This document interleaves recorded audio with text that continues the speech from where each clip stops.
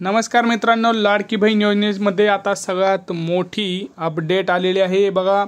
आता बँकमध्ये सगळ्यांचे पैसे येणार आहेत। म्हणजे काय, आता याचा अर्थ बघून घ्या। आता तुम्हाला माहिती आहे की 31 जुलैपर्यंत ज्यांचे फॉर्म अप्रूव्ह झाले त्यांना 13, 14, 15 ऑगस्टला पैसे आले होते, परंतु त्यातल्या काही महिलांचे पैसे हे बँकेने कापले गेले होते। तर त्या महिलांचे सुद्धा पैसे आता वापस येणार आहेत। त्याबद्दलची संपूर्ण माहिती आपण या व्हिडिओमध्ये देणार आहोत। आणि ज्यांना ऑगस्टमध्ये फॉर्म भरूनही पैसे नाही आले तर त्यांचं काय हे पण आपण पाहणार आहोत। आरबीआय बँकला कोणी पत्र पाठवलं, काय आहे, कोणाला किती पैसे मिळणार, त्याची सगळं माहिती आज आपण या व्हिडिओमध्ये पाहणार आहोत। तर सर्वप्रथम आपल्या चॅनलवरती जर नवीन आला असाल तर मराठी इन्फॉर्मेशन सेंटर या यूट्यूब चॅनलला सबस्क्राईब करून ठेवा। चला बघूया आजची बातमी काय आहे। सगळ्यांना माहिती आहे मित्रांनो, आपण 31 जुलैपर्यंत फॉर्म भरले होते सगळ्यांचे, आणि 31 जुलैला ज्यांचे फॉर्म आले होते अशा आपल्या सगळ्या माता भगिनींना 13, 14 आणि 15 या तारखेला पैसे मिळाले होते। तुम्हाला सगळ्यांना माहिती आहे। काही लाडकी बहीण योजनेच्या पात्र लाभार्थ्यांच्या खात्यात जुलै आणि ऑगस्ट महिन्याचे पैसे जमा झाल्यानंतर बँकेच्या माध्यमातून मिनिमम बॅलन्स मेंटेन केला नसल्याने रक्कम कपात करण्यात आली होती। तुम्हाला माहिती आहे। आता याच्यामध्ये बघा काय होतं, खूप जणांचं हे प्रॉब्लेम आहे। ज्यांच्या अकाउंटमध्ये 3000 रुपये आले होते त्या टाईमला, तर त्यांचे पैसे हे कापले गेले होते। तर कापले गेले मागचं कारण क्षुल्लक होती खरं तर बघायला गेलं। काही जणांचं काही त्यांचे चार्जेस म्हणून काटले गेले, जसं की कोणाचं डेबिट कार्डचे चार्जेस म्हणा किंवा मिनिमम बॅलन्स म्हणा। तर ह्याच्या बॅलन्स मेंटेनन्सच्या नावाखाली सगळ्यांचे पैसे हे काटले होते। जर समजा तुम्हाला 3000 रुपये आले तर तुमचे जे एका वर्षाचे चार्जेस असतील समजा 1000 रुपये, तर तुमचे 1000 रुपये कापले गेले होते आणि तुम्हाला मात्र फक्त 2000 रुपयेच तुमच्या अकाउंटला दिसत होते। हे सगळ्यांना माहिती आहे आणि खूप जणांसोबत झालेलं आहे। याच्या तक्रारीसुद्धा वाढल्या होत्या। याच्या तक्रारी वाढलेल्या हे लक्षात घेऊन पुढे काय कारवाई केली बघा। तसेच काही प्रकरणामध्ये कर्जाच्या थकीत हप्त्यामध्ये ही रक्कम वळवण्यात आली होती।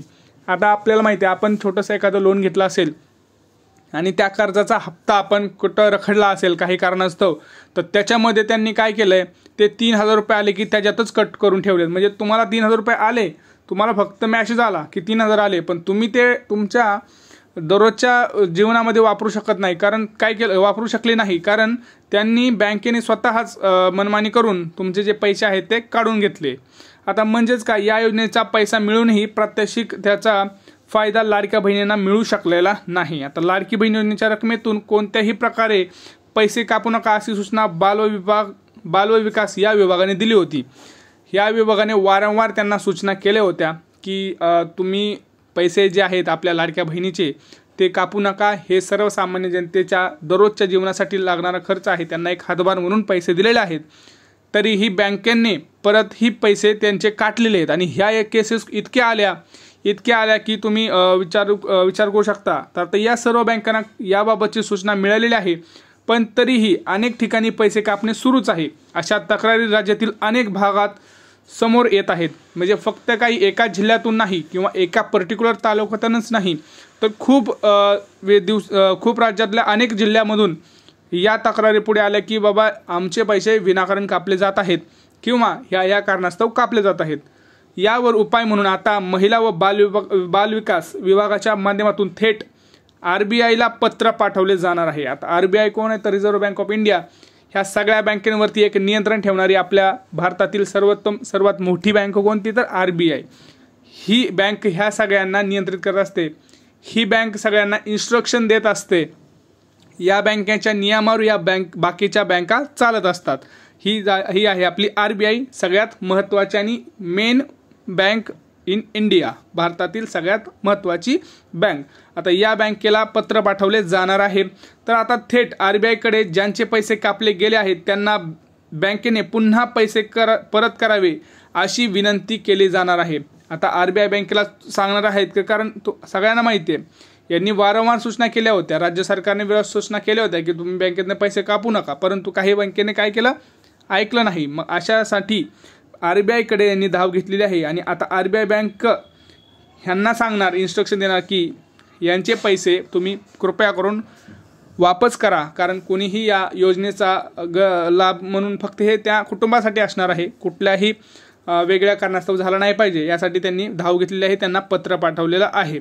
आता पुढचा प्रश्न असा येतो की दादा आम्हाला पैसेच नाही आले. आम्ही 31 जुलैमध्ये फॉर्म भरलेला आहे, आम्ही ऑगस्टमध्ये फॉर्म भरलेला आहे, आम्हाला पैसेच नाही आले. आता काय करायचं? हे बघा मित्रांनो, आता सगळ्यांना माहिती आहे ज्यांना ज्यांना पैसे नाही आले त्यांना 13, 14 आणि 15 हे लास्ट महिन्यामध्ये पैसे मिळाले होते ऑगस्ट महिन्यामध्ये. तसंच सेम या महिन्यामध्ये सुद्धा 13, 14 आणि 15 या सप्टेंबर महिन्यामध्ये सुद्धा याची शक्यता आहे, तारीख आहे, त्यांना पैसे मिळणार आहेत.